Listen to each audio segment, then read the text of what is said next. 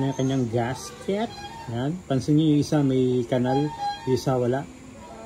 Yan. So bali ang purpose nyan dito sa kanyang oil passage. Yan. Minsan kasi pagka ito hindi nyo nilagyan ng kanal, itong papel na to, yung parang nag-ano siya, lumulubog siya, nahaharangan niya na to.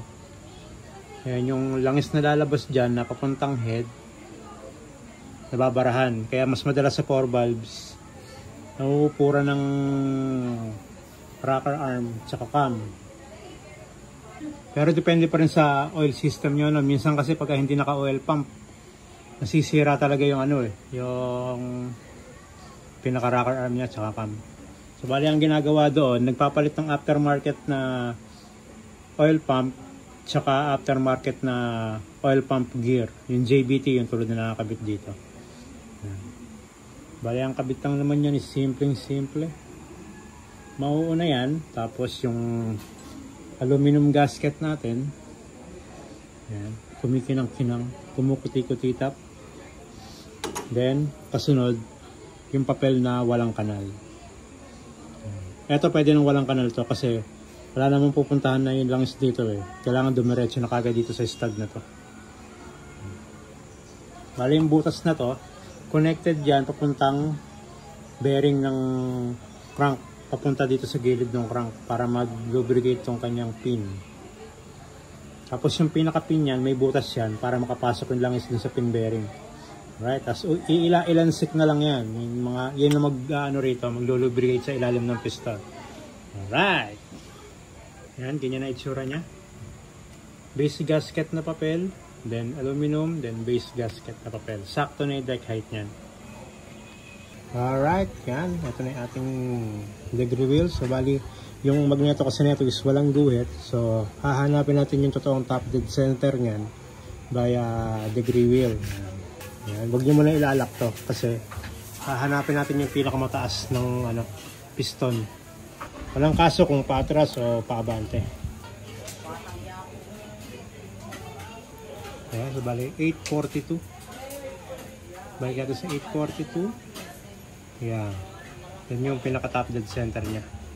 Pabalik tayo dito. Hanapin lang natin yung top dead center. 0 lang natin. Pero huwag nyo muna ilalak kasi sigurado na pagalaw natin yan. Para lang malapit na tayo dito sa sa 0. Ulitin natin. 842. Yan, bumaba na. 841. So, 842 talaga. 842. Yan. Steady nyo lang yung kamay nyo. Bante konti. Yan.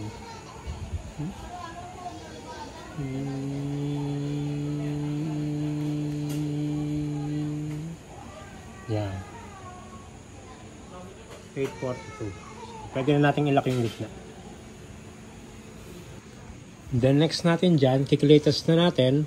Then pero pagka nakalusot siya, hindi pa natin siya isasara kasi maglalaro pa tayo sa mga gasket dito. Susukatin natin yung compression ratio. Dahil naka-dome to, ang gagawin natin is lalagyan natin ng grasa yan. Tapos yung head gasket para hindi sumingaw. Pati yung ring, kailangan may grasa na yan sa loob.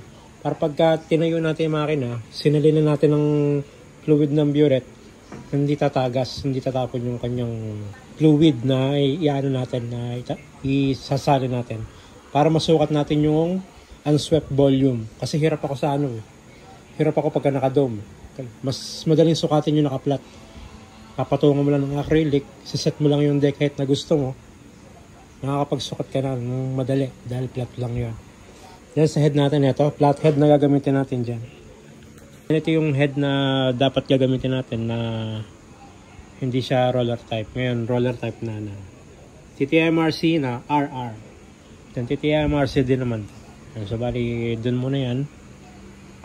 So, bali, gagawin lang muna natin lahat ng procedure na yon. Then, sasara ko na din yung makina nito. Right? Then, lalagyan na natin ng dial gauge to. Para ma-degree natin yung cam. Yan, okay na. Assemble na natin yung makina. Clear siya sa lahat. Sa paghanap ng gitna ng cam, naituro ko na yan. May video tayo dyan. Hanapin nyo na lang. Meron din naman tayong dial gauge. Ayan. Pero mas madali ito eh. May number na kagad. Hindi na ako nagbibilang ng ikot. Pero bago natin salpa sa chassis yan, lilinisin muna natin yung chassis. Alright. Yan, nakakabit na. So, bali ito, nililinyahan ko pa ng tubig. Puputulin na lang natin. Okay na yan, nakakabit na yung water pump. Yan yung kanyang water pump, nasa ilalim.